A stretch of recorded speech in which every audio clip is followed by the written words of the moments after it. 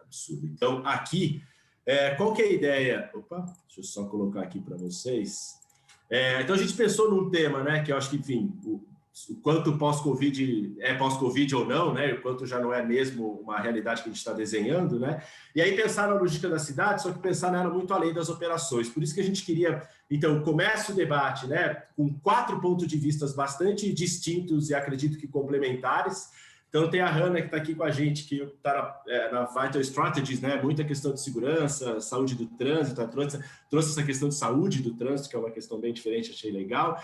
E também atua no Instituto de Arquitetos do Brasil, também é professora, então tem uma visão de urbanismo muito interessante, muito mais ampla, né, do que nós de operações, que pensamos quase que essencialmente em eficiência. A Bianca, conheci recentemente, indicada por um professor da Federal do Ceará, o Bruno, que atua e atuou bastante na Prefeitura de Fortaleza, né, Bianca? E agora vi também que tem um canal de passeios de bicicleta em Fortaleza, que eu assisti uns vídeos também recentemente, muito legal. Então, além de ser uma ativista técnica, uma ativista pessoal, e também conseguiu fazer coisas que a gente vê uma certa dificuldade aqui em São Paulo, que é pôr para funcionar, né? Pôr para rodar alguns testes, algum piloto, independente do tamanho. Eu acho que isso é uma coisa que a gente está bem próximo da prefeitura aqui, já está avançando no projeto, então acho que tem um caminho legal para essa execução propriamente dita, mas com uma atuação mais junto ao poder público. A Mariana, a gente conheceu esse ano que passou também, em função de uma indicação do Vinícius, né, outra professora do INSPER, também é professora, também é advogada e também tem uma visão muito ampla das legislações que impactam as cidades, e não só impacta diretamente a logística, como a gente já discutiu num outro encontro, mas também as questões de uso de solo, as questões, enfim, até da desigualdade, então é bem interessante, e daí uma visão mais jurídica, eu diria, né, então a gente tem... E aí o Flávio, mais do meu mundo aqui, do Marcos, né, de operações logísticas, né, tem uma carreira longa já em várias empresas de bens de consumo, atualmente na GetNet, que tem uma questão, que são as maquininhas, né, que tem uma questão de capilaridade de entrega e serviço muito grande, e passou pela Natura também, que tinha uma característica muito semelhante, e também pela Ambev, que tinha uma característica muito semelhante. Então ele tem esse contato muito direto com as cidades do ponto de vista mais operacional. Então, qual que era a ideia do debate hoje, né? A gente fazer uma abertura, primeiro agradecer muito esses 4 convidados que foram os primeiros a confirmar aqui, depois todos os demais que estão com a gente. Deixa eu até fechar para rapidamente apresentar. Então, a gente tem o Vinícius, Vinícius, professor do INSPER, da área de operações. O Ivan, carreira longa de logística, longa não, né? Mas uma ótima carreira de logística, são todos jovens aqui. Atualmente está no portal, no operador logístico de um portal de móveis que cresce absurdamente, o mais novo unicórnio brasileiro, aliás, né? Madeira a madeira. E aí tem uma operação bastante complicada por transportar móveis, né? Que aí fica uma questão bastante diferente. O Dino também uma carreira extensa junto aos operadores logísticos, então é quem prepara para ir para a rua, né? E aí tem também essa dificuldade do ciclo do pedido, uma questão bastante operacional. Tiago passou, né? Veio da FENSA, também uma distribuição pesadíssima, está dentro da Danone, também bastante focado em operações logísticas. O William Cherikoff, lá dos Estados Unidos, que ficou meio cedo para ele, peço desculpas de novo, trabalha na Toyota Mobility Foundation. A gente já teve algumas conversas interessantes, porque ele traz a visão da mobilidade mais ampliada, né, do que a gente que olha a logística de carga. E aí estamos na Scambo, eu, Marcos e Bárbara, que é responsável por marketing. Então, qual que é a ideia, né? A gente fazer uma abertura do debate aqui com eles 4, para a gente ter uma primeira visão com a questão de planejamento urbano, jurídico, operações e o poder público, e a gente continua o debate entre nós. A ideia é tentar fazer isso em 1 hora e meia, porque o que a gente gosta daqui é poder se complementar em conhecimentos e experiências e talvez tirar, né, alguns insights diferentes do que a gente está acostumado, dado que cada um normalmente tende a trabalhar bastante na sua área específica. Tudo bem? Explicação inicial, passei? Passei. Então, qual que é a ideia? Eu queria até começar pensando aqui com essa questão mais ampla, e queria começar com você, Ana. Eu acho que você tem uma visão bem legal de urbanismo e tem uma questão bem ligada a trânsito também, diretamente, né? E aí eu também ouvi você falar recentemente sobre as mudanças que as cidades foram colocando, foram implementando ao longo da pandemia, até aproveitando que tinha mais gente confinada, então fechando rua, aumentando calçada, dando mais espaço para pedestre, para espaço público e tudo mais. vi muita coisa fora do Brasil. Você percebeu esse movimento acontecendo em algumas cidades, ou especificamente São Paulo, também no Brasil? Será que tem uma luz no fim do túnel aí da gente tentar também ressignificar a cidade, né? E a partir disso pensar em melhores abastecimentos? Bem-vindo. Obrigada, Paulo. Bom dia a todas e todos. Essa é uma excelente pergunta. Eu acho que a infeliz oportunidade, né, que a pandemia nos trouxe, né, porque é difícil falar como uma oportunidade, uma pandemia que só mata, né, hoje em dia mata mais de 1.000 pessoas por dia no Brasil, com uma tendência de chegar a 2.000 em fevereiro, segundo os epidemiologistas. Não é a Hannah, arquiteta urbanista, falando aqui.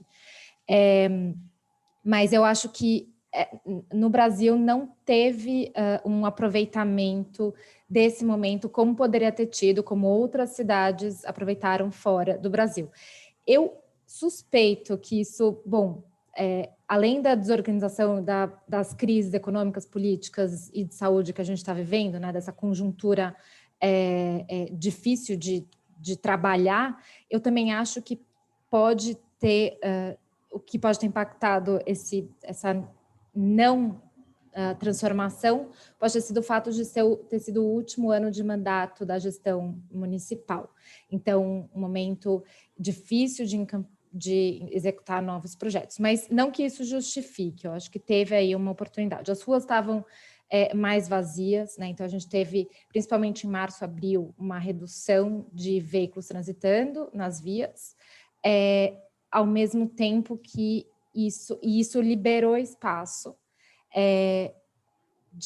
de veículos não transitando, que poderia ter sido aumentado para deslocamentos de bicicleta e deslocamentos a pé.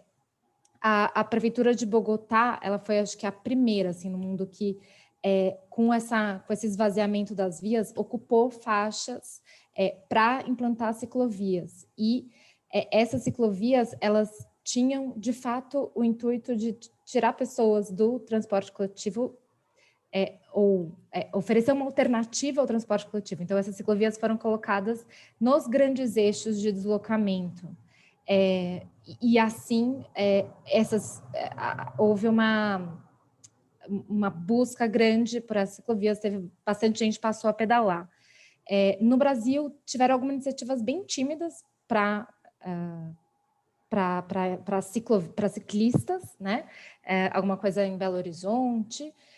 As cidades que estavam ampliando suas malhas continuaram, né? Até porque a indústria da construção civil não parou nesse meio tempo, então as cidades, as prefeituras continuaram com as suas obras, mas não tiveram intervenções adicionais devido ao contexto que a gente estava vivendo. E para pedestres, tiveram algumas intervenções que eu considero bastante tímidas, aqui em São Paulo, ali no centro, na General Jardim, não por acaso na calçada quer dizer, por acaso, na verdade, na calçada do IAB, porque o IAB não teve, o IAB, Instituto de Arquitetos do Brasil, não teve envolvimento direto, mas porque tem uma série de restaurantes ali, e viram a oportunidade de ampliar o espaço ao ar livre para as pessoas consumirem alimentos, ao invés delas usarem o salão dos restaurantes, né? E tem um estudo no Japão que mostra que as chances de você se contaminar, não sei agora com as novas variantes, mas as chances de você se contaminar no ambiente externo é tipo 20 vezes menor do que no ambiente interno. Então, na verdade, é uma medida bastante inteligente. Mas já terminando, porque eu quero ver as outras pessoas também, eu acho que a gente tem, que é uma coisa que eu sempre falo com o Paulo, né, Paulo? A gente tem sempre uma oportunidade para repensar esse limite entre a calçada e o que a gente chama de asfalto, pista, o leito carroçável, né? E porque esse é um espaço super disputado, onde a gente consegue ampliar a largura da calçada para tornar o deslocamento a pé mais confortável, é onde a gente consegue implantar uma ciclovia, é onde a gente estaciona o carro para fazer embarque e desembarque, e é onde a gente para ali o caminhão também para fazer carga e descarga. Então, esse espaço, ele é muito valioso, e a gente tem que pensar a melhor forma de usar ele. E durante a pandemia, com a redução inicial de veículos nas vias, a gente poderia ter ganhado esse espaço, e num movimento contínuo e incremental, assim. Então, depois a gente volta a falar mais sobre isso. Conquistado mais definitivamente. Acho que eu peguei 3 pontos aqui que eu já vou puxar Bianca, Mariana e Flávio direto. Acho que você falou do poder público aproveitar este momento para fazer coisas junto com a troca. A gente sentiu isso também no projeto que a gente está com a prefeitura, né? Que não houve uma troca de governo, mas há uma troca, né? Mesmo mantendo o mesmo prefeito, o mesmo partido. Ainda assim, as coisas pegam. Então, queria também pegar um pouco da Bianca, porque acho que Fortaleza pontualmente veio no ramp-up ali, né? Especialmente na questão cicloviária, e aí não sei como vocês se aproveitaram, né? Com várias aspas, como a Ana colocou, desse confinamento, se isso foi possível. E você também trouxe um ponto que foi até um dos temas da última conversa com a Mariana, que é essa questão do uso do solo. E aí um dos exemplos até que ela mesma deu a questão dos restaurantes utilizarem, né? Desse espaço todo disputado, e se também do lado do poder judiciário, né? Que acho que a gente tem um pouco dessa percepção que às vezes é um pouco atrasado, se também ele conseguiu captar melhor essa percepção dessa nova cidade. Eu estava lendo ontem de novo que saíram várias tentativas, por exemplo, de leis e propostas de leis ligadas aos entregadores de aplicativo, né? Tem muita coisa tramitando por aí. Então, se também nesse momento de pandemia teve um aproveitamento do judiciário de entender melhor as demandas da sociedade. E aí depois eu fecho ali com o Flávio para entender. A logística também ganhou produtividade em função de menos trânsito, mais vaga para parar, mais facilidade de entrega, e o quanto também ele conseguiu capturar, ou ele entende que essa captura de produtividade é para sempre, né? Porque é o que a Hannah colocou. Será que a gente perdeu a chance de ocupar esse espaço de forma perene? E do lado da logística, será que a gente vai conseguir capturar essa produtividade de forma perene? Várias perguntas de uma vez. Então, Bianca, né? Conseguiu manter o ramp-up nessa troca de governo, aí pegando um pouco o ponto da Ana, puxa para a Mariana se essa questão do uso do solo, o judiciário, né? O poder judiciário como um todo, conseguiu capturar bem a demanda para tentar propor ou rever leis, e aí fechando ali com o Flávio, se a gente vai, né, dentro da logística, conseguir ficar com esses ganhos de produtividade. Bom, gente, bom dia. Primeiro, obrigada pelo convite de estar aqui hoje. Bom, Fortaleza, nessa pandemia, eu vejo que nós estamos falando de contextos bem diferentes, né? Porque acho que São Paulo está numa situação de mais restrições, enquanto Fortaleza hoje tem várias medidas, porém o nosso tráfego veicular já voltou aos índices normais. Então, para mim, é uma coisa que nas ruas já voltou o que era antes, né? Mais ou menos. E agora, quando aconteceu mesmo a pandemia, né, eu ainda estava na prefeitura, a gente já de cara fez logo um plano emergencial, né, para bicicleta em resposta à pandemia. E a nossa decisão, a gente viu vários casos, né, de cidades no exterior, Bogotá, Lima, Londres, várias cidades que fizeram ciclovias emergenciais, ciclofaixas emergenciais. Pensamos o que seria, porque assim, para você fazer uma ciclofaixa emergencial, você tem que ter os insumos, né? Você tem que ter os cones gigantes, você tem que ter a operação. E a nossa decisão não foi avançar com ciclofaixas emergenciais, foi avançar mesmo com ciclofaixas permanentes, né? Com o nosso plano que já estava em andamento. Então, como a gente já estava no rumo certo, né, de avançar muito a política da bicicleta, então a gente já estava... Já tínhamos saído de 68, hoje estamos com quase 350 quilômetros de ciclovia e ciclofaixa desde 2013, né? Esse aumento até agora, 2021. Então, a gente continuou, mas aceleramos, na verdade, o processo de implantação de ciclovias. Então, você pode ver na curva de implantação de Fortaleza que o finalzinho ali de 2020 aumentou muito a implantação de ciclovias e ciclofaixas por conta da pandemia. Essa questão, né, de ocupar o espaço e voltar das ciclofaixas emergenciais, a gente ficou com muito medo também de ser uma ciclofaixa, assim, era uma oportunidade de ocupar um espaço, mas também isso poderia se perder de novo, né, porque eram ciclofaixas temporárias, né, então a gente avançou com ciclofaixas mesmo definitiva, uma quantidade bem considerável, eu não lembro exatamente o número, mas acho que foi mais de 30, 40 quilômetros, assim, na pandemia. Entrando um pouquinho na questão da logística, né, a pandemia, ela pode ter trazido nessas outras cidades que ainda o tráfego veicular não está tão alto novamente, esse espaço de estacionamento e tal, porém a pandemia trouxe um aumento de demanda considerável, né? Se a gente tinha uma necessidade por pessoa de 35 quilogramas de carga transportada, a pandemia aumentou essa demanda. Então, aumentou também a urgência das cidades, né, do poder público, de tratar essa questão. Porém, a logística urbana, ela sempre foi meio que uma coisinha mais para o final dos planos de mobilidade urbana, né? A gente trata com mais esmero a mobilidade das pessoas e acaba deixando, assim, de lado um pouco a mobilidade da logística, né? Porque ela é um pouco mesmo invisível, e esse é o problema, porque, na verdade, ela traz muitas externalidades negativas, poluição, acidentes, congestionamento, e realmente eu acho que é difícil porque tem muitos atores envolvidos, né? Em uma cidade você tem mais de 150 cadeias logísticas ali funcionando com atores diferentes, empresas. É muito complexo lidar com a logística urbana. Aí ao poder público cabe regulamentar, né, as áreas da cidade, esse tráfego desses veículos. Porém, a provocação que eu faço aqui, né, como quem já esteve no poder público e também no planejamento, é de que tem muita oportunidade de melhoria. Se você parar para olhar uma origem e destino de cargas das cidades que possuem, você vai ver um potencial enorme de viagens curtas, de menos de 5 quilômetros, cargas muito baixas por viagem, de menos de 100 quilogramas, e vai ver essas viagens sendo feitas por carros e por motos, né? Aqui em Fortaleza a gente tem, por exemplo, na nossa OD, 25% da carga é transportada por carros e motos, 5% já é por bicicleta. Então, já quando você bota infraestrutura cicloviária, você já dá um empurrãozinho, né? Agora, então já é uma realidade aqui, principalmente para transporte de água.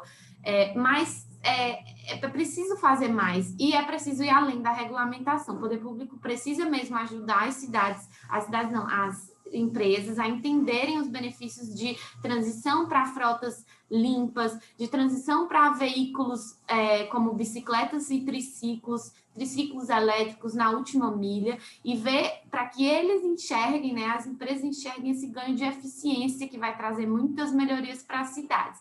Então, é uma provocação, né, de múltiplos atores, mas que há um potencial gigantesco, e se é complexo, mas é possível começar com pilotos, avaliar com indicadores de monitoramento e ir expandindo e replicando para outras áreas da cidade e também para outras cidades. Acho que você levantou a bola para a Mariana, né? Que é a questão de agora jogar para a legislação, né? De alguma maneira trazer para o jogo. E aí, Mariana, você aí pegando a mesma temática, né? Estamos aí nesse período agora, vai fazer quase um ano. O lado legislativo regulatório também conseguiu evoluir nessas avaliações para tentar aproveitar esse momento e direcionar melhor esses usos e esses contratos, e até a própria questão das mudanças de padrão de consumo, como a Bianca colocou, né? Se consome de outra forma, se movimenta de outra forma. Bom dia, né? Primeiro, a todos. Obrigada pelo convite, é um prazer estar aqui com pessoas tão qualificadas discutindo esse tema. Eu falei, Paulo, da última vez, que eu corro o risco sempre de passar vergonha, porque vocês conhecem de legislação muito mais que eu, apesar de vocês acharem que não, né? Porque vocês estão lá na prática operando uma série de normativas, de regulação, enfim, que a gente que é estudioso do tema não necessariamente está ali nesse dia a dia, né?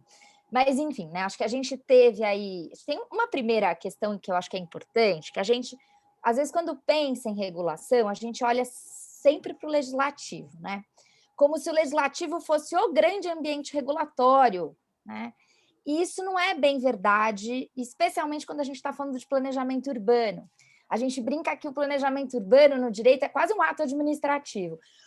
Por que isso? Porque a gente tem uma concentração de competência no Poder Executivo para definir diversas questões e é a competência exclusiva de proposição. Então, ainda que a gente esteja falando no final de uma lei, né, ela não só teve origem no Executivo, como ela foi trabalhada no Executivo, ela foi definida. Então, todo o diagnóstico, todos os estudos são feitos no Executivo. Então, a gente tem uma primeira, né? Acho que essa é uma primeira questão que é importante, deslocar um pouco o olhar da regulação da lei, né? Do legislativo. Porque se a gente olha, é um pouco desesperador também, né? Então, a gente fala assim, puxa, pode ser que seja importante o tempo da lei para produzir melhores regulações. Isso já se provou na prática que não é verdade, né? Não necessariamente leis que demoram muitos anos para sair, elas são melhores. Em regra, elas já saem com um déficit enorme, porque elas, né, quando saem, já não tem mais a aplicabilidade. Então, o local dessa transformação não é bem lá na lei, no legislativo, né? E o que a gente vivenciou na pandemia foi também o executivo buscando soluções intermediárias e mais rápidas diante desse contexto. Então, a gente teve aí, por exemplo, algo que não é uma lei, mas que teve, em alguma medida, um processo de regulação, que foi o tal do acordo de cooperação com a iFood. Quer dizer, por meio de um acordo, né, vamos sentar na mesa e dialogar, se chegou aí a uma equação de, vocês vão ter que passar a cumprir algumas coisas, né? Por quê? Porque isso está inviável. Então, senta na mesa e chega a um acordo, que impõe restrições, né? São restrições que, claro, que eles foram aceitas, lógico, né? Mas a regulação também é feita disso, né? Tem todo um campo aí, um processo de mediação na regulação, né? Por isso que tem, enfim, a grande defesa das agências reguladoras, na sua origem, elas têm uma função de ser um órgão técnico, né? Um órgão que vai produzir aí uma assessoria às decisões no campo técnico, né? Então, a gente teve alguns, e aí também alguns avanços, não diria avanços, porque eu confesso que eu estou um pouco com a Hanna, com a Bianca, de que a gente podia muito mais, né? E a gente que está na área, quando a gente olha, fica difícil da gente elogiar mesmo os avanços mínimos que foram feitos, porque a gente tem uma expectativa, né? Poxa, ruas liberadas. Então, agora, né, muita coisa que está aí represada vai acontecer. E ela não acontece nessa velocidade, né? Enfim, a gente teve um processo eleitoral que também foi conturbado, né, na cidade. Então, e nos municípios, né, decorrentes do contexto de pandemia, enfim, as articulações ficaram aí. E, ao mesmo tempo, a gente teve um aumento enorme de doações, então a gente teve algumas experimentações novas que estão surgindo a partir de uma outra dinâmica de relacionamento com o poder público, né? A gente teve um aumento de, assim, em 3 meses, se doou no país mais do que se doou nos últimos 10 anos, assim. Então, foi algo realmente exponencial, né? E uma das estratégias é que se consiga manter esse patamar aí de contribuição com o poder público. Mas acho que essa era a primeira mensagem que eu queria passar, né? A gente tem aí um deslocamento para um campo regulatório que é o executivo, que tem se colocado também nesse campo, então criando câmaras técnicas, né? Então você tem um espaço aí de interação com a sociedade civil e com os atores aí da iniciativa privada que estão interessados nessa regulação. Então a gente vê esses movimentos acontecendo na Secretaria de Transportes, na Secretaria de Logística, né? Para que tenha mesmo uma produção regulatória mais alinhada, né, não só a viabilidade, né, do uso aí da cidade, do espaço e tudo mais. E aí, né, até deixei o Flávio por último, que eu acho que esse nosso mundo mais de operações, né, eu acho que esse ponto que você falou que as três concordam que muito mais podia ter sido feito, eu tenho uma percepção que a logística acabou fazendo muito por necessidade, mas eu não sei, né, de até mudança de padrão de serviço, enfim, mudanças de modos, mudanças, buscar eficiência, mas não sei se você percebeu um apoio, e é legal esse ponto da Mariana, né, da sociedade como um todo e do próprio poder público, Flávio, ainda mais você que está numa operação que é bastante capilarizada, né? Você acha que houveram melhorias do lado do poder público que de alguma maneira ajudaram também a logística, e se a própria sociedade também trouxe uma valorização maior à logística urbana, como a Bianca trouxe um problema hiper complexo que o poder público meio que deixa para depois, porque de fato tem coisas grandes aí para serem resolvidas. Então, não sei, e também essa busca de eficiência, que era o primeiro ponto que eu tinha colocado. E bem-vindo. Legal. Obrigado, Paulo. Obrigado pelo convite. Para mim, são sempre oportunidades de debater, trocar, aprender. Acho que é muito rico essas conversas aqui. Então, obrigado mesmo pela oportunidade. Acho que, começando da última pergunta, Paulo, assim, acho que a gente viu e ouviu muita coisa que foi pontual. Assim. Então, acho que a gente viu diversas iniciativas espalhadas pelo Brasil, mas muita coisa localizada assim, em cidades do interior ou mesmo em alguma capital, de forma bastante pontual. Mas, na média, o que a gente mais viu foi dificuldades. Compreensíveis, inclusive, né, pelo trânsito, etc., pelo próprio entregador ou operador ali, no nosso caso, bastante técnicos que vão fazer manutenção ou instalação de algumas máquinas, serem, inclusive, um risco de transmissor, né, ele sai de uma cidade para outra, ele sai transitando bastante, mas, né, na média, o que a gente viu mais foi dificuldade. E acho que, pegando o seu ponto também sobre oportunidade, etc., acho que a gente está... a nossa geração aqui, né, na média, somos todos da mesma geração, estamos nos acostumando a ver e ouvir muito que a gente perdeu oportunidades. Né? E eu acho que aqui a gente perdeu, sim, uma grande oportunidade de conversar mais, de debater mais, de estabelecer iniciativas conjuntas. E o que a gente vê também, olhando na média do Brasil, é o poder público, através de regulamentações, tentando oferecer restrições ou que podem ser soluções na visão do poder público, e as empresas, o meio privado, tentando se adaptar e tentando estabelecer novas parcerias e formas diferentes de atuar.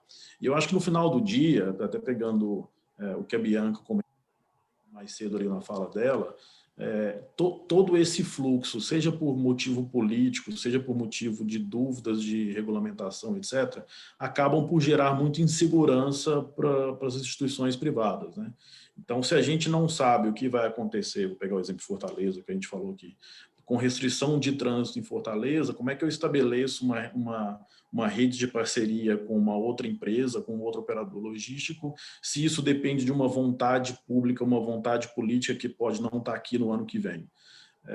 Então, acho que todo esse fluxo aqui, ele acaba também por deixar a empresa muito, muito isolada. Né? A gente tem visto aí iniciativas de grandes empresas, principalmente voltadas do setor de e-commerce, estabelecendo malhas próprias e tentando conseguir e capturar uma capilaridade de atendimento, porque muitas vezes não consegue ter essa conversa de médio e longo prazo com o poder público para pensar numa coisa mais estruturada.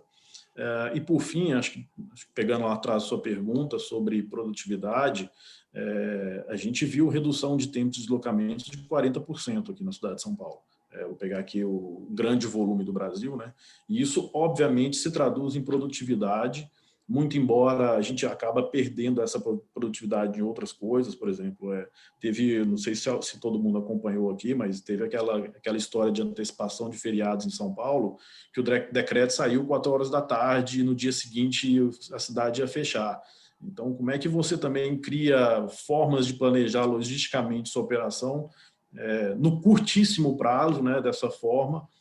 Então, na média, a gente sim ganha produtividade, principalmente no deslocamento, mas a gente também passou por esse tipo de coisa.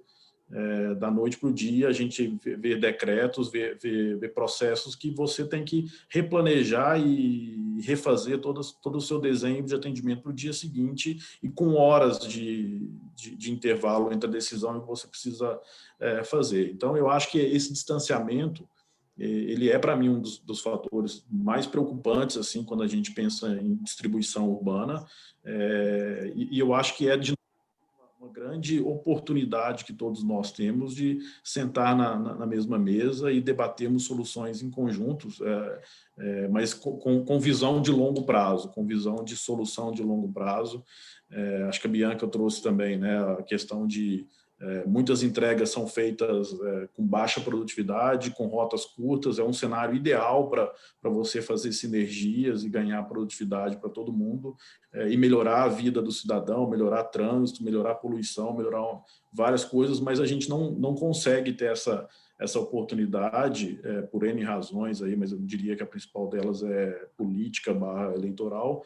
A gente não consegue sentar à mesa com todas essas entidades e debater sobre longo prazo, né? E eu acho que aqui tem uma oportunidade grande do poder público com o poder regulador, com a iniciativa privada, se unir e formar soluções de longo prazo para as cidades.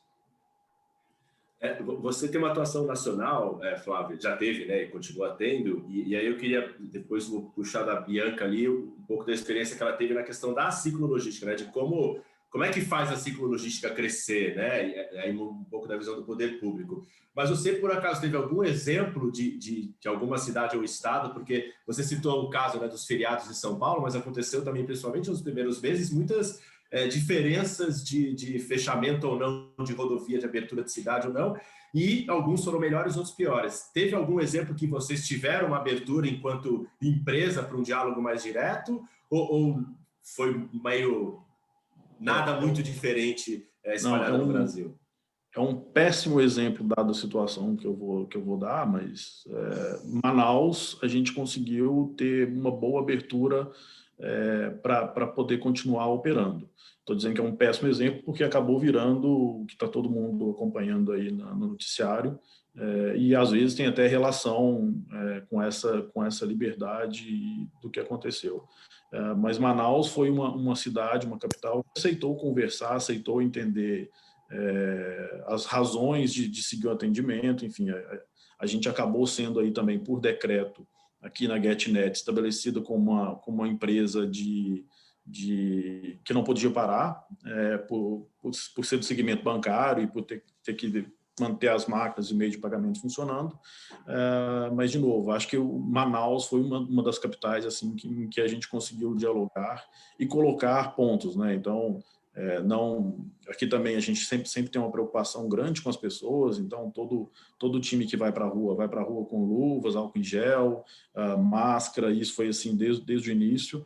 Então, diante dessas condições, Manaus aceitou sentar e conversar.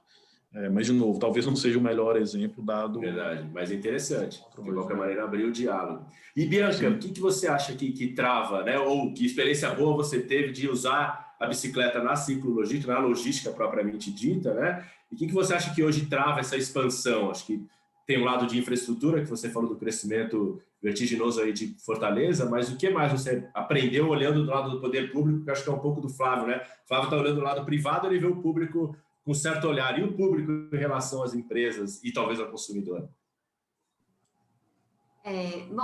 A experiência que a gente teve aqui em Fortaleza com a ciclologística, com o piloto que a gente fez e está acontecendo ainda, é o Recicla, um projeto de triciclos para catadores, né? Como vocês devem saber, os catadores são pessoas que vivem à margem, vivem muitas vezes abaixo da linha de pobreza, são pessoas que muitas vezes são invisíveis para a sociedade, né? Vão com o seu carrinho manual mesmo, a propulsão humana, e vão coletando os recicláveis ao longo da rua. Então, esse projeto, ele é financiado pela CAF e pelo TUME, a ideia dele é justamente assim, testar os triciclos como solução de logística numa cadeia muito específica, que na verdade é de logística reversa, né, que é a última milha dos resíduos sólidos. E fora esse objetivo, esse projeto, ele tem outros objetivos, que é, claro, aumentar a reciclagem do município e também melhorar as condições de vida dos catadores, né, profissionalizados e tudo. Então, esse projeto já está acontecendo, os catadores estão utilizando os triciclos, a gente teve uma série de aprendizados no processo, porque esses triciclos são bem grandes, né? A gente comprou de uma empresa de São Paulo que fornece, e o primeiro teste foi com triciclos mecânicos. A primeira ideia era ter 80% mecânicos e 20% elétricos. Porém, foi muito difícil a utilização desses triciclos mecânicos. Os catadores e catadoras na subida tinham muita dificuldade, justamente porque são 200 quilos, fora o peso do triciclo, né?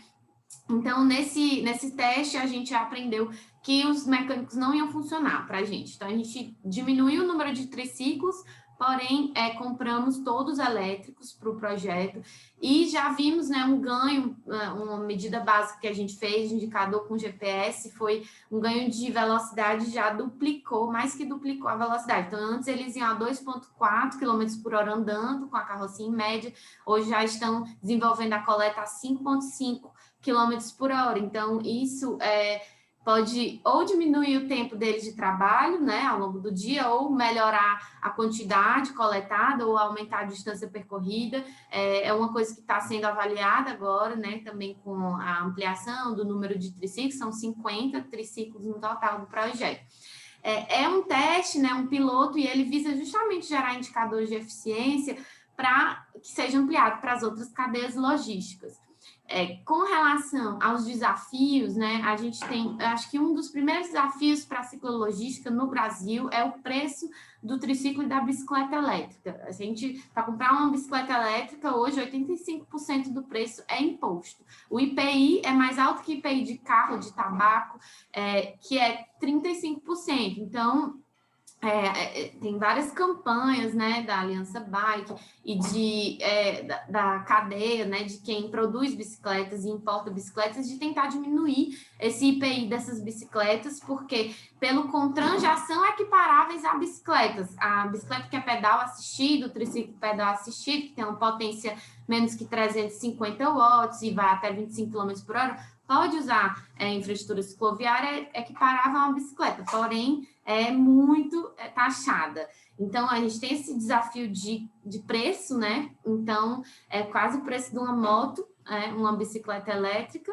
E a gente tem o desafio dessa compreensão mesmo, né? Assim, de entender que o setor das empresas mesmo que fazem esses serviços compreenderem esses benefícios. Então, assim, qual o custo-benefício? Você vai pagar caro numa bicicleta, isso vai realmente retornar em eficiência para a minha empresa.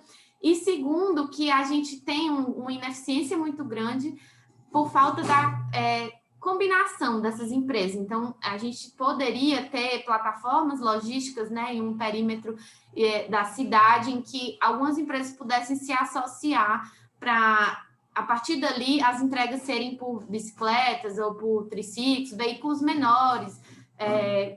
Porém, essa associação é difícil, e se ela não vier do poder público, é muito difícil que as empresas, já com todas as suas dificuldades, passem a ter uma coisa assim, um setor que vai pensar em parcerias de grande produtividade em escala. Então, realmente, assim, além de regulamentações que muitas vezes são restritivas para as empresas, né, mas tem seus motivos de serem, o poder público ele tem sim que ajudar as empresas a se associarem, a ganharem produtividade, para também melhorar a sustentabilidade, reduzir emissões e ter todos esses outros ganhos.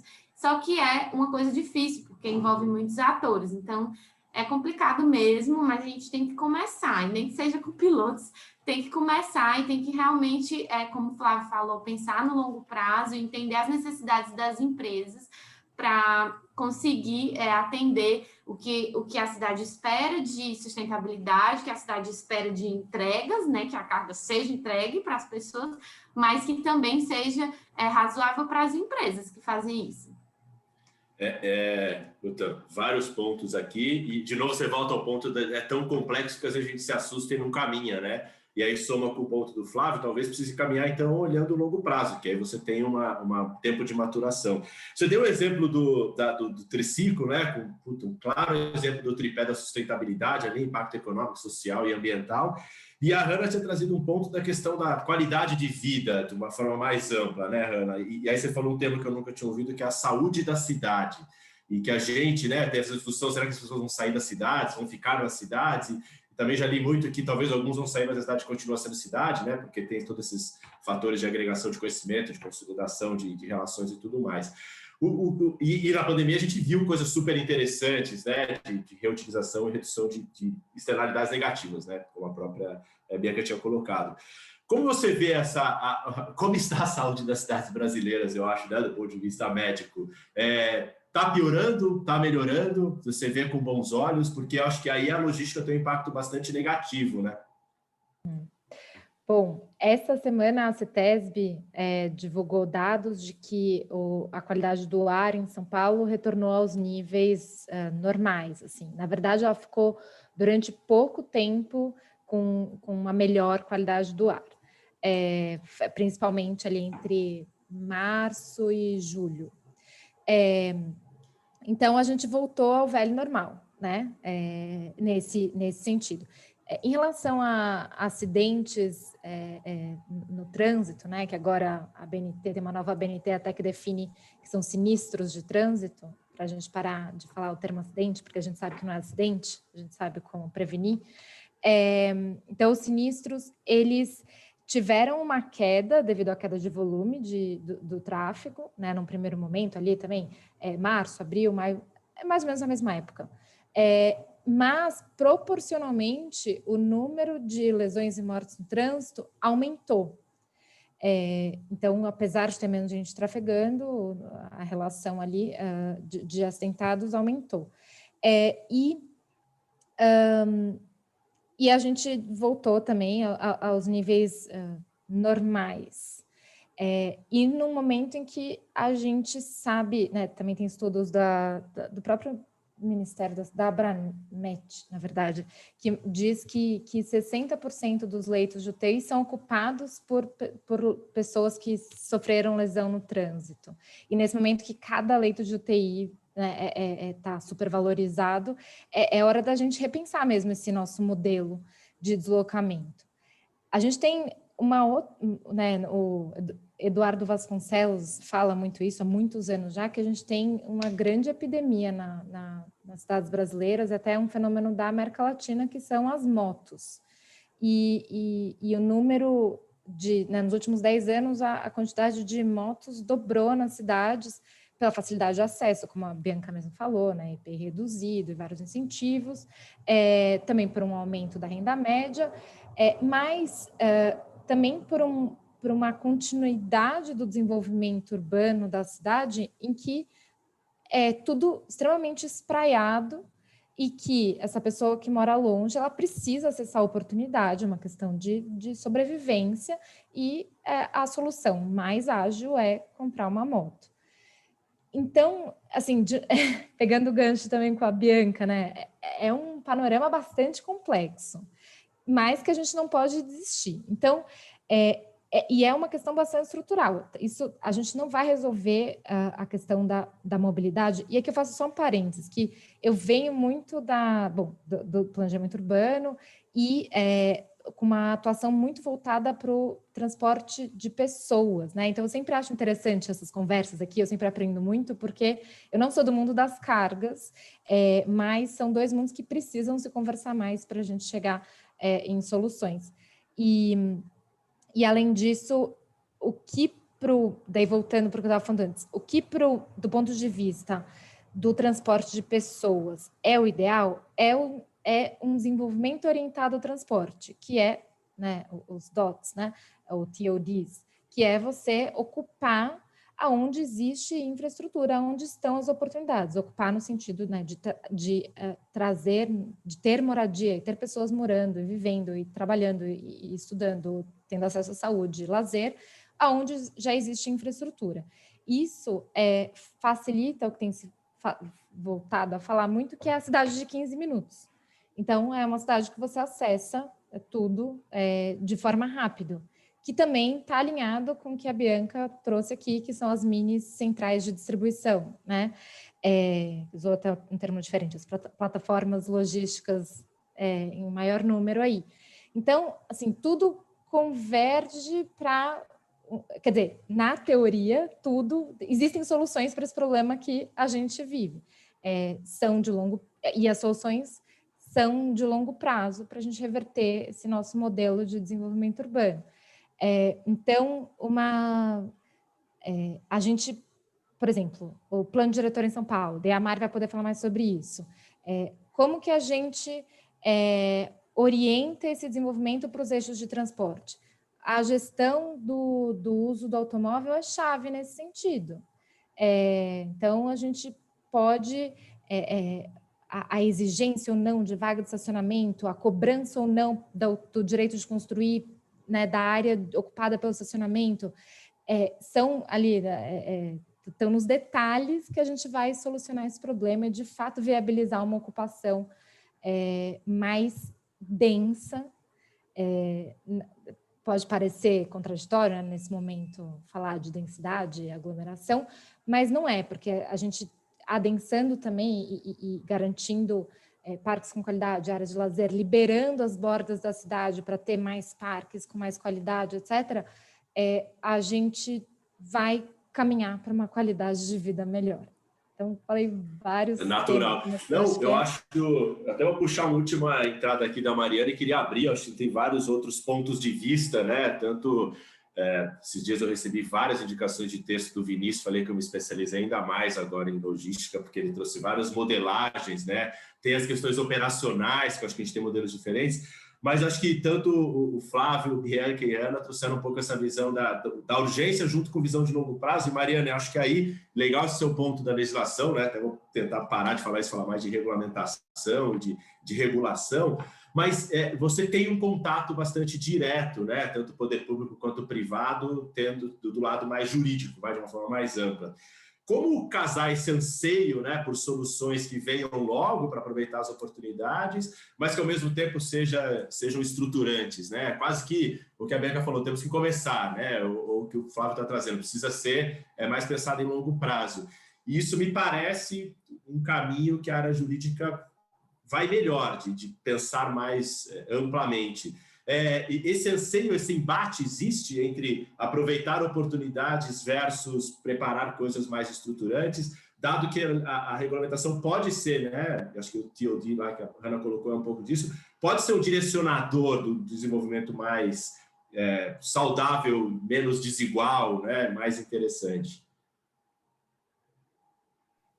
Paulo, acho que é bem isso que foi colocado, né? Acho que a gente tem, primeiro, desmistificar um pouco o que é essa relação com o poder público, né? Eu acho que ainda tem ainda tem uma sensação de que, ou até pelo histórico brasileiro, né, de que essa relação ela precisa necessariamente acontecer de forma não republicana. Então, assim, hoje a gente tem uma construção democrática, né? Temos aí seus abalos, mas a gente tem, já não é tão recente, a gente tem uma experiência democrática aí nas gestões, nos governos, né? Você tem instituições que cobram transparência, informação. Então, a gente tem uma outra dinâmica de relacionamento. Acho que entender e as empresas passarem a internalizar essas estratégias de curto, médio e longo prazo é fundamental. Porque a gente estava, né, a gente que acompanha, por exemplo, a gente vai passar esse ano pelo processo de revisão do plano diretor, né, de São Paulo.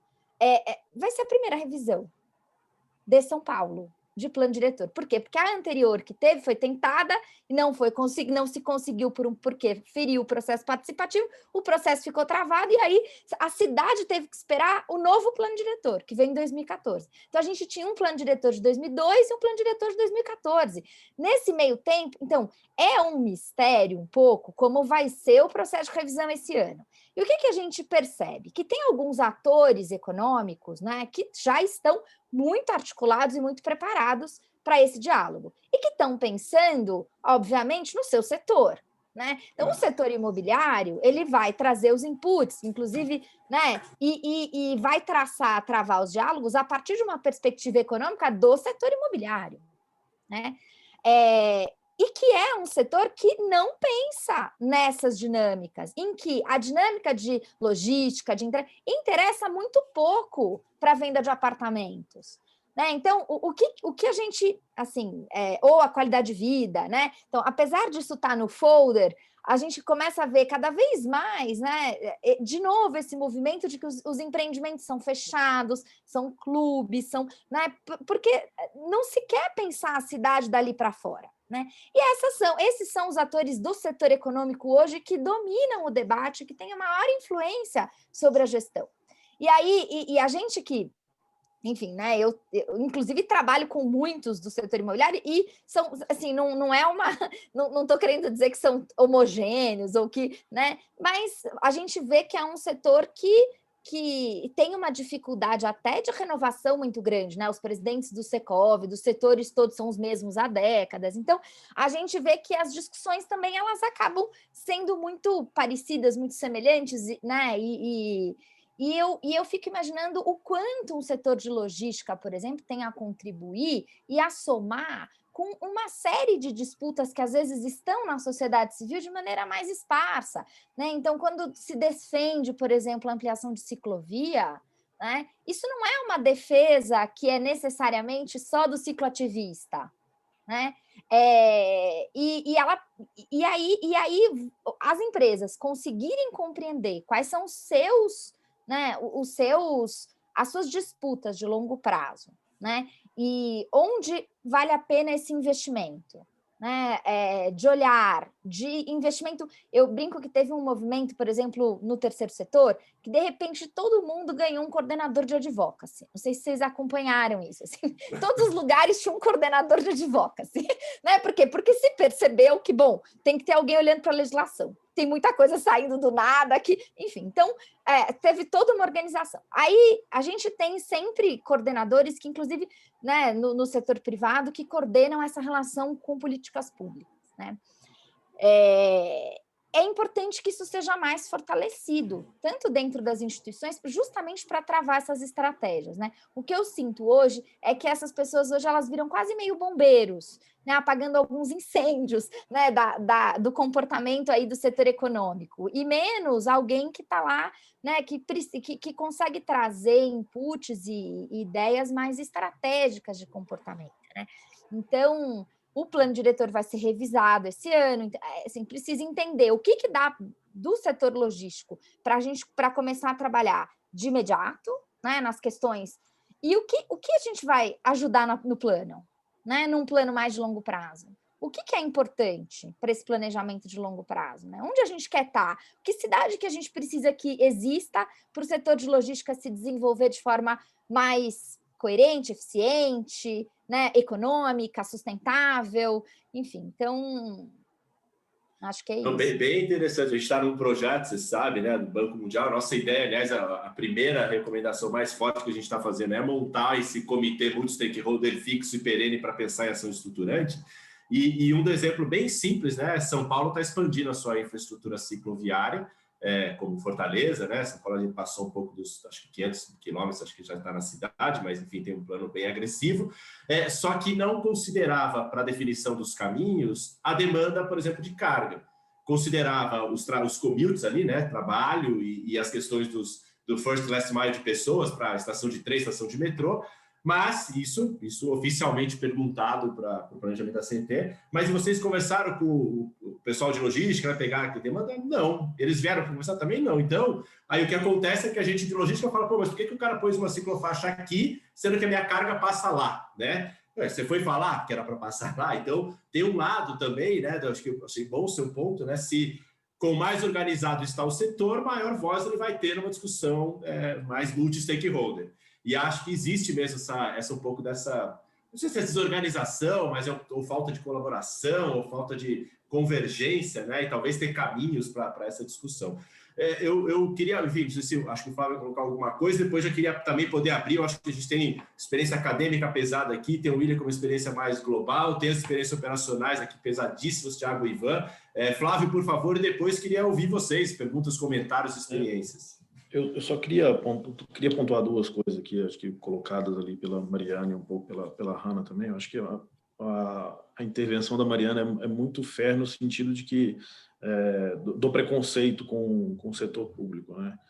Acho que eu já até conversei sobre isso com o Paulo em outra oportunidade. De fato, existe um distanciamento aqui meio republicano, vou chamar assim, E a gente percebe que dentro das estruturas de prefeitura, etc., sempre tem pessoas técnicas que não são políticas, muitas vezes vão seguir uma vontade política, mas que muitas das vezes não são técnicos. Acho que a grande dificuldade nossa aqui, pensando como estruturas corporativas, vou chamar dessa forma, é como que a gente se reúne com 6 mil técnicos para entender qual o modelo de cada região, de cada cidade, etc. Acho que é muito nesse ponto, porque também vai virar uma salada de frutas, né? São Paulo eu vou atender de bicicleta, mas Osasco eu vou de moto. Fica um negócio meio difícil de estabelecer. Eu acho que esse a oportunidade nossa reside mais ou menos nesse ponto aqui. Porque, logisticamente falando, a gente não tem essa quebra de daqui é Osasco, daqui é São Paulo.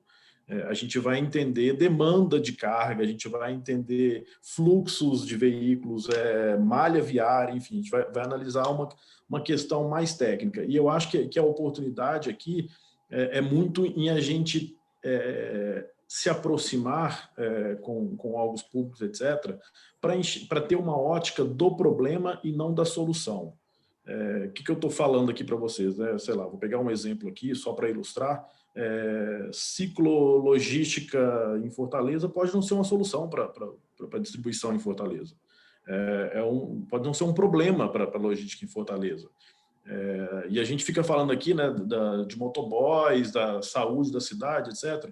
Imaginem vocês, por exemplo, se o metrô de São Paulo forma hubs de recebimento e distribuição em cada uma das estações. Quantos motoboys a gente tira da Marginal, se a gente fizer isso aqui em São Paulo? Isso em outras cidades também. Se a gente pega ônibus de transporte coletivo e coloca bagageiros e faz a mesma coisa, quantos motoboys, quantos carros a gente tira? E, de novo, esse é o problema da logística, né? O problema da logística talvez não é só a ciclologística que pega, sei lá, 30% da Avenida Paulista, isso acaba criando um outro problema para a logística. Talvez o problema da logística seja conexão entre as diversas zonas de uma grande cidade, por aí vai. Então, eu acho que esse é o ponto. Acho que assim, a gente começa a pegar pacotes de solução e o setor público e o setor privado precisam se adequar a esse pacote de solução, quando, na verdade, isso acaba virando outro problema. Então, eu preciso começar a administrar vários problemas em várias regiões do país, que eu acho que é muito lá em 2008, 2009, por ali, quando começaram a surgir as modas de restrição de trânsito de caminhões nos centros urbanos.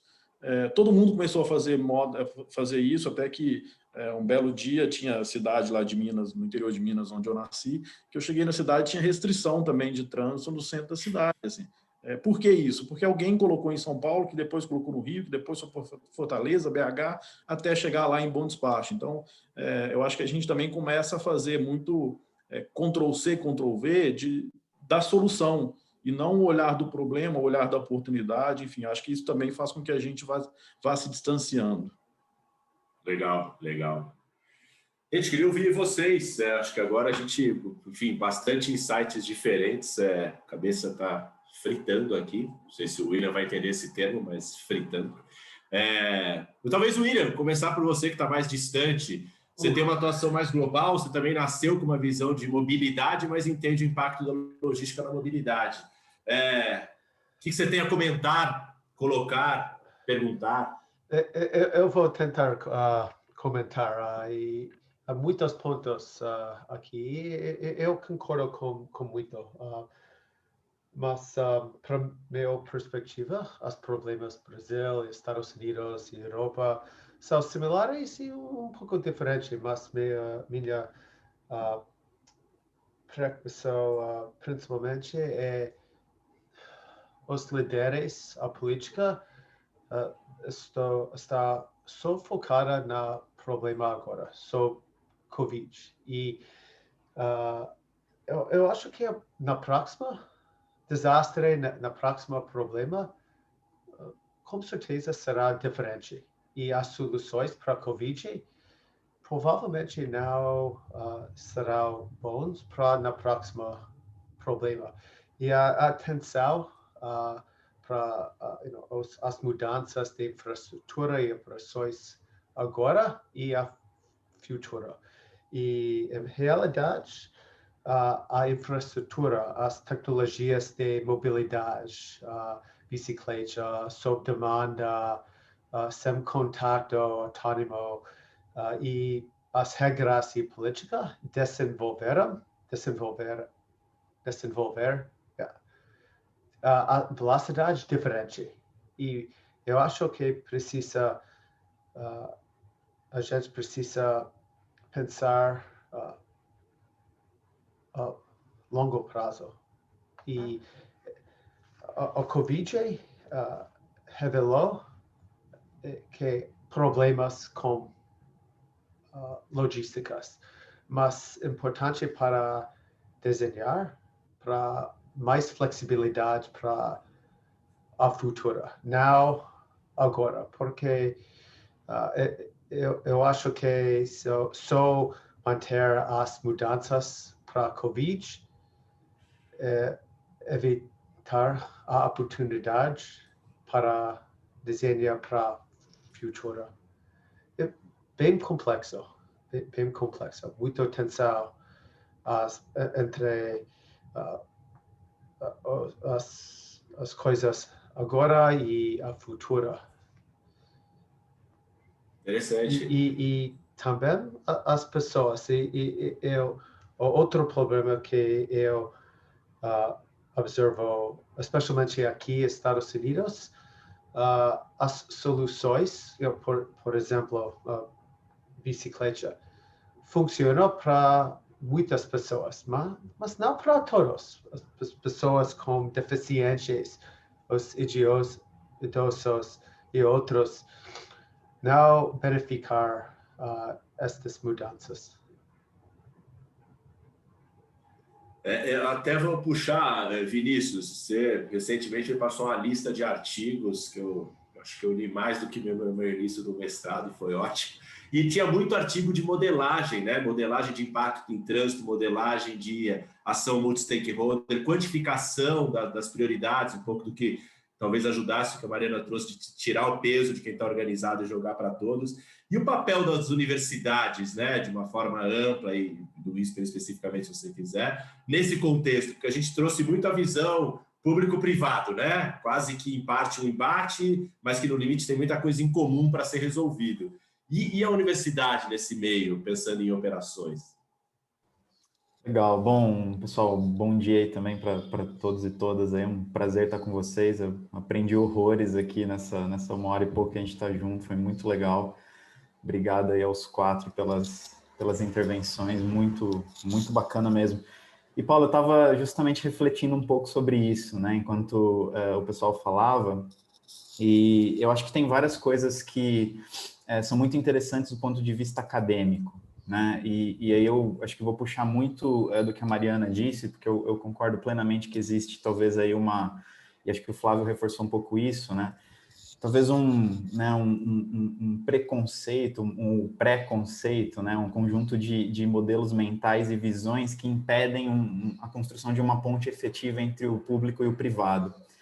E assim, as experiências que a gente tem no INSPER, as experiências que eu tenho também em outras universidades, dialogando com o poder público, dialogando com as empresas, esse é o lado legal, né, de estar na universidade, a gente dialoga com os dois lados e eventualmente tenta até fazer essa ponte. É que falta, pelo menos na minha visão, na nossa experiência lá, essa visão de impacto, né? Qual que é o impacto dos desenhos, qual o impacto dos arranjos, qual o impacto das práticas, das ações? Isso falta muito, e aí fica um discurso apaixonado, né? Privatiza tudo, ou estatiza tudo, né? Fica aquele fla-flu, né? Não sei se o William também vai entender essa relação, mas fica uma briga de ideologias que não fazem sentido, né? A gente tem professores no INSPER, por exemplo, que trabalham há muitos anos com esse tema de estratégia no setor público, de parcerias público-privado, né? Por exemplo, o Sérgio Lazzarini, ele inclusive escreveu um livro muito interessante, chama O Capitalismo de Laços, né? Que mostra exatamente essa relação público-privada no Brasil. Quem tiver interesse, é um livro super interessante. Mas qual que é o ponto? O ponto é que se a gente descasar esse debate de possíveis medições de impacto, ou de uma tentativa, pelo menos, de medir impacto, a gente sempre vai ficar no mundo da ideologia, né? A gente vai ficar sempre naquele mundo de, é melhor que a gente, né, faça dessa forma, faça daquela forma, e quando você pergunta por quê, é muito assim, mas sempre foi assim, ou tem que ser assim, sem uma base de dados relativamente confiável. Não é tudo que é quantificável de bate-pronto, né? Essa experiência a gente tem também. As pessoas às vezes entram nessa pira de eu vou medir desempenho, eu vou medir impacto. As empresas ou o poder público quer medir o ontem, né? Quer medir tudo que já foi, quer medir o agora.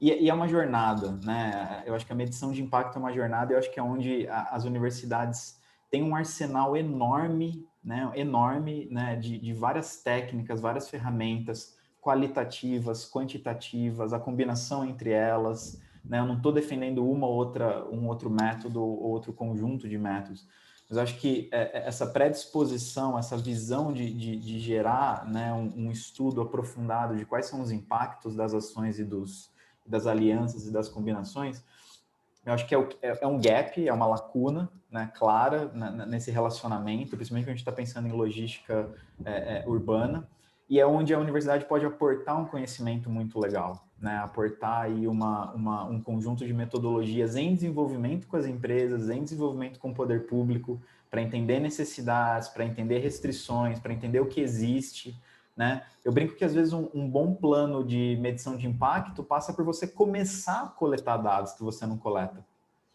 Às vezes a gente tem a impressão que a gente vai rodar um algoritmo de machine learning todo sofisticado, vai cuspir meia dúzia de números e o nosso problema estão resolvido. Sabe que não é assim, né? Na prática isso não acontece. É um processo, né? É um conjunto de fatores ali que fazem isso acontecer. E aí, acoplado a isso, né? Essa visão de ter essa preocupação, vamos dizer assim, esse interesse genuíno pelo impacto, pela medição do impacto, acho que a gente consegue navegar por terrenos novos, né, experimentar coisas novas, né? Na pandemia, o INSPER protagonizou, né, várias relações aí com a sociedade civil, com o poder público, com grandes empresas, né, muito na linha do que já foi dito aqui, né, de doações, de ações em comunidades periféricas, de ações para repensar cidades, né? O INSPER acabou de inaugurar um laboratório de cidades, né, junto com a Arc Futuro, né? Então, esse laboratório de cidades está dividido em vários núcleos aí. Teve participação do IAB aí também, bastante ativa, né? Com Túlio, né? com Tomás Alvim, enfim, o pessoal está super motivado e movimentado para isso. E dentro desse contexto da pandemia, eu acho que testou-se, né? A gente conseguiu testar vários modelos de governança compartilhada, né? De governança poder público, iniciativa privada. Né? Então, é claro que para situações emergenciais, né, situações para firefighting, né, como a Mariana colocou, né, de apagar um incêndio, de apagar a crise ali muito, muito rapidamente, eu acho que muitas dessas experiências de governança compartilhada, em que você tem atores da sociedade civil, você tem as empresas e você tem o poder público articulado, dialogando e pensando juntos os problemas, né? Acho que o ponto que você trouxe, Paulo, é essencial, né? Pô, minha carga passa lá, por que a ciclovia está aqui? Esses são sintomas de uma ruptura muito grande no diálogo, né? Então, acho que alguns exemplos mais bem-sucedidos, outros menos bem-sucedidos, a gente assistiu algumas iniciativas muito legais, né? Nesse contexto de governança compartilhada. Então, eu daria essas duas ênfases, né? Esses dois highlights. Eu acho que a universidade tem um papel muito grande a ser colocado, que é fornecer esse arsenal metodológico, vamos colocar assim. Tem muita gente boa fazendo muita coisa legal, né? Marcos e Paulo sabem disso aí com os nossos colegas em BH, né? No Ceará, no Rio de Janeiro, aqui em São Paulo.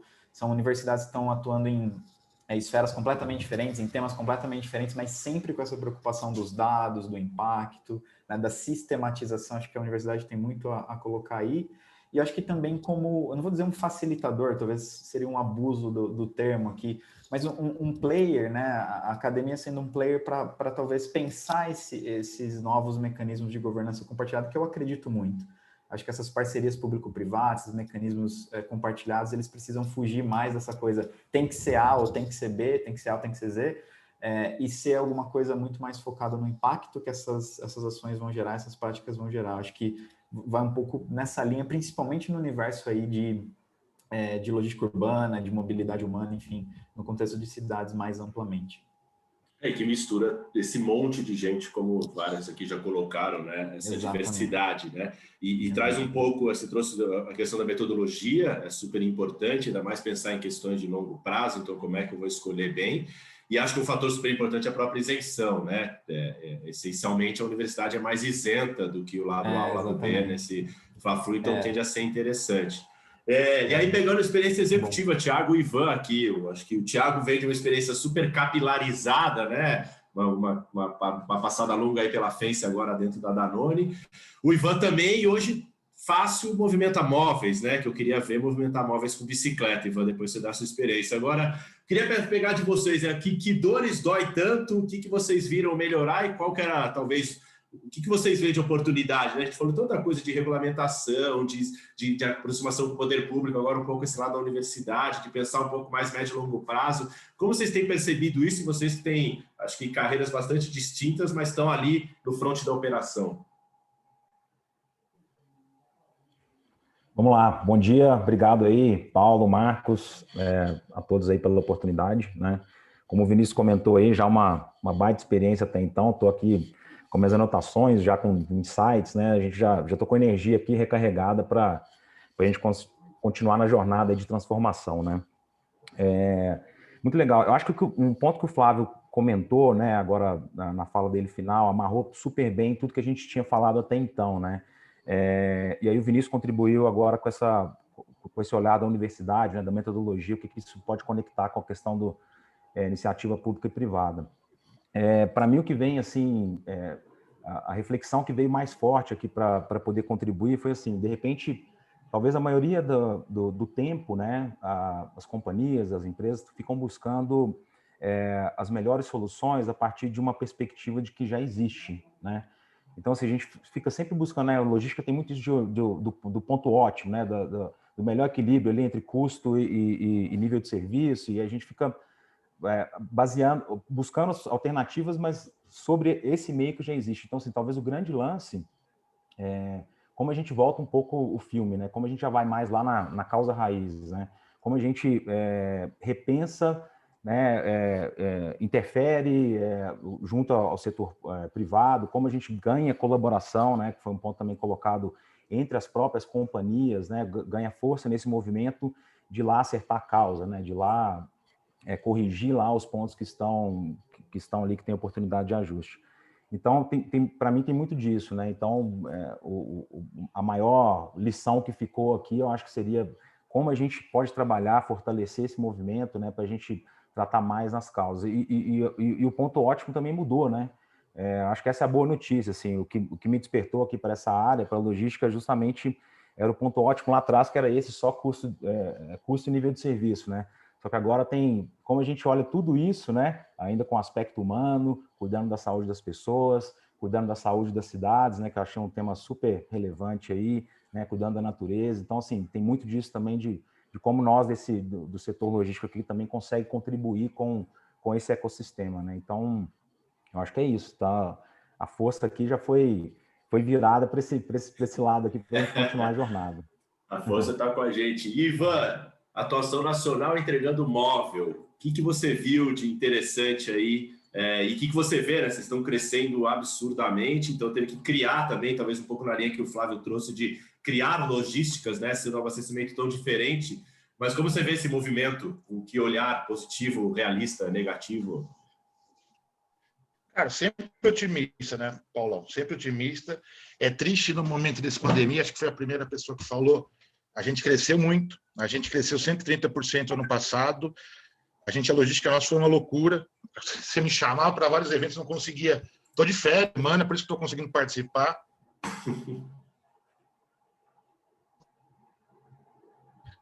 Não dava para não participar essa vez, né? Cara, muitos desafios, cara. Você falou agora, o Thiago falou no final.